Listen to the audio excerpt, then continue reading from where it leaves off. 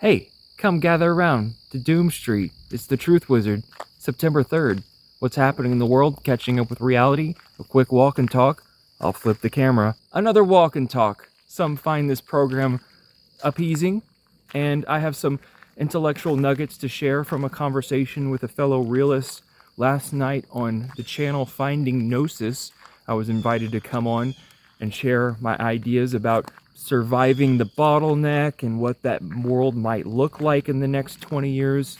We both succinctly agreed that by 2040 the world would be akin to something like a Mad Max hellhole with food shortages and global conflict. Of course, nobody knows how the Jenga pieces will fall, but we can use over-under bets and odds with science, conducting hypotheses, tests, watching where trends are going. It's really just about pattern recognition, and I'm sorry if you're neurodivergent and you live in a world of normies and hive mind people who will nothing but humiliate and discourage you from taking any step further in your journey to further understanding the world.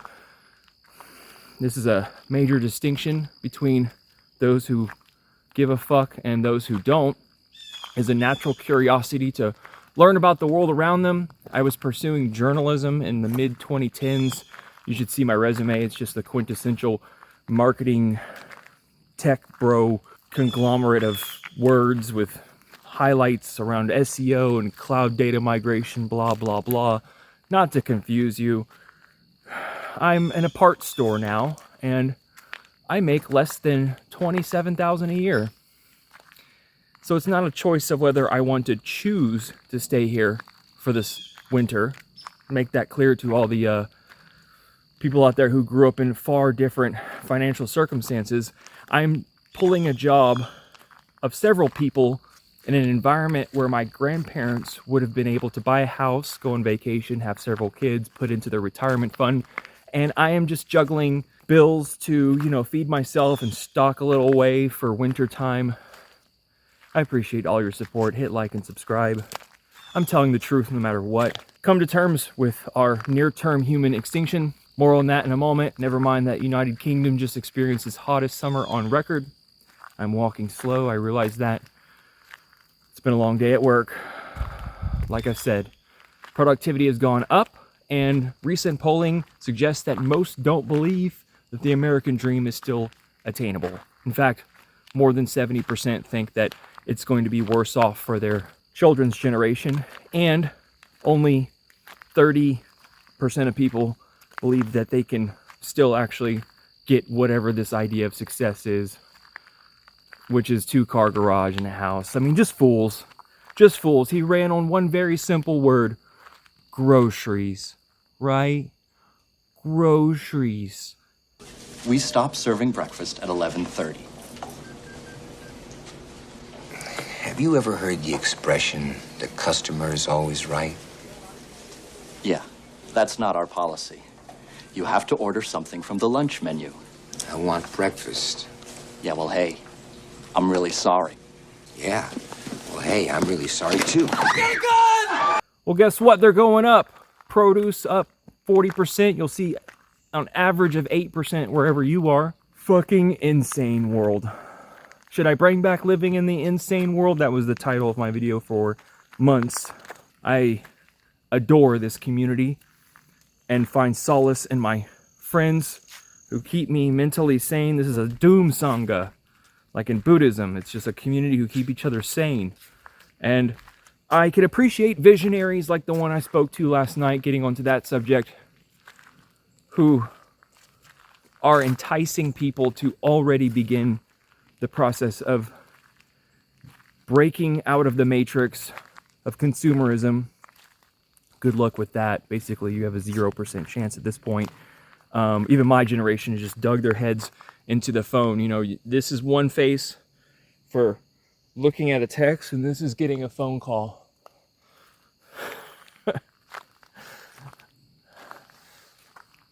Gen Z sees through the bullshit, and yes, they're 100% fucked. Someone asked me on my channel, in the comments, they were like, Would you say that Gen Z has like zero chance? I'm like, yeah, absolutely. Given what we've gone through, like if you're in your mid to late 30s, you realize what a fucking sham we've been sold, how you can't afford anything. I mean, I'm good now. I'm prepped. I'm actually in a place where like if shit hit the fan, which it will, AI in 2027, China attacking, Putin finally giving up and just invading the Balkan states or NATO. I mean, France just declared that its hospitals should start preparing for a mass casualty event next year. That was a formal announcement from their health and whatever sector. Bonjour. Wake up.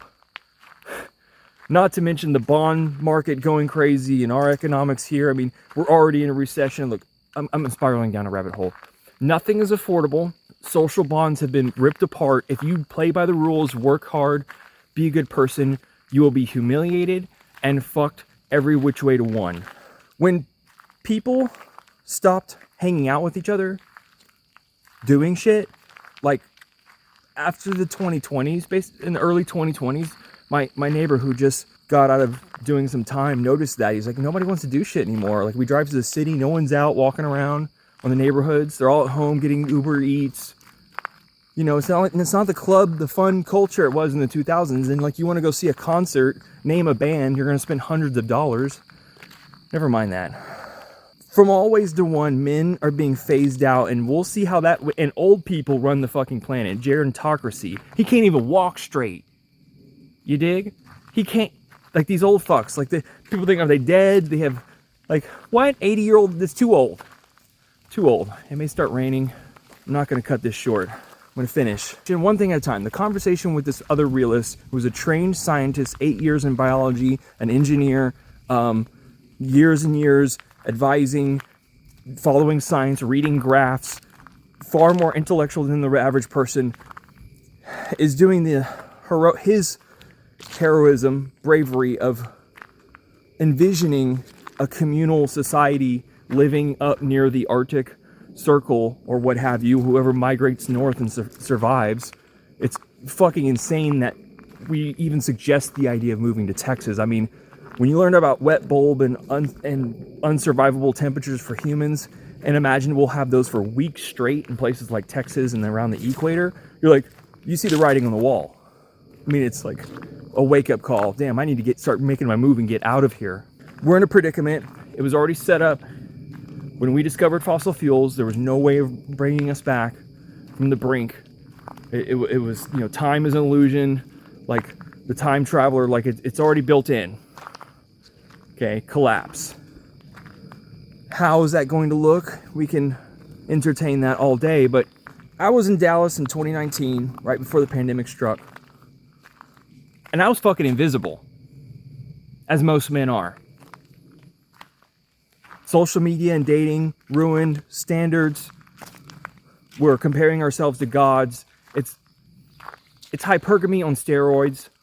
You won't even get swiped on. I know a lot of homosexual men like to call me attractive. Well, guess what? From women, like there's no fucking connection when it should be. All the courage, integrity, communal feelings, somebody you want in your fucking tribe, someone you want to live with you in a post-apocalyptic Horizon Zero Dawn like tribe, telling stories to the young people, being sharing, caring. Go fuck yourself. The American dream, out of reach. Women don't even look at you. And you approach them and they mock you and act rude because it's a society disparaged and broken apart. Morals, ethics are just all fucking gone out the window. Communication, standards, holding each other accountable. These things started to dawn on me in my late 20s. And it's no better off for women too, in their 30s and 40s, if they're not completely fucking batshit on antidepressants, living in the city, depressed every day. Rightfully so. I'm feeling it. So I said, fuck this, not my life. Not my life. I'm trading it for nature, which actually is an antidepressant. And way more achievable here than pleading with this girl in Dallas. Pretty face, you know, well kept, goes to the gym, probably funny a little bit. She could ruin my fucking life. Buy a house for $400,000. It's not attainable. Unless I actually made, the money that I'm entitled to. If the 1% haven't taken it all. I mean, you're all woken to this yet. There's this guy who just records his fucking... He has more subs than me already. And all he does is sit and record in his room. This is fucking pathetic. This is how fucking pathetic this platform is. He sits in his room and record, just like Sam, in a room and just records a chair and an air mattress. And the window. Nothing else. Unfurnished apartment, and just rants about how fucked young people are. And how it's a big brainwashed game that we've been sold. It's like... It's a lie. We're betrayed.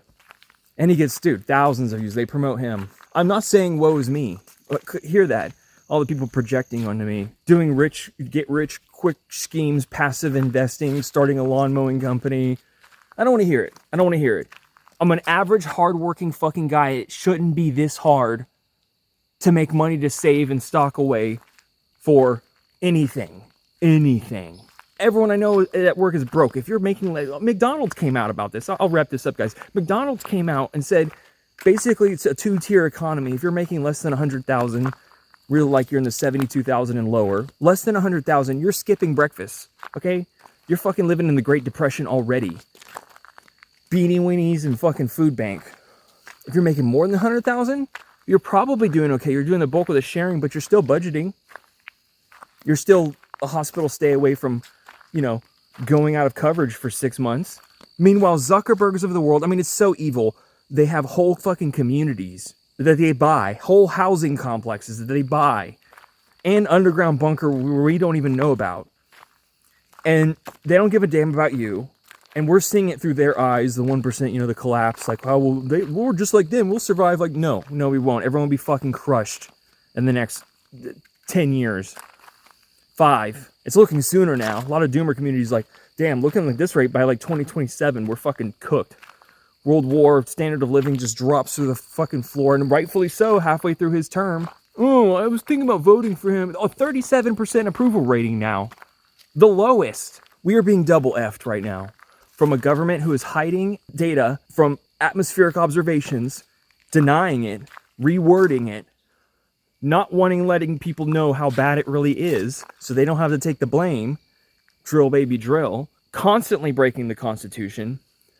Every week, a new thing. Tariffs, major disaster, gonna ruin the fucking economy. Owe back $200 billion of business. Where are we gonna get that? We're already spending like $500 million a day. And then from the other end, you have the rich elites at Davos. Oh, look, there's Una. She found me.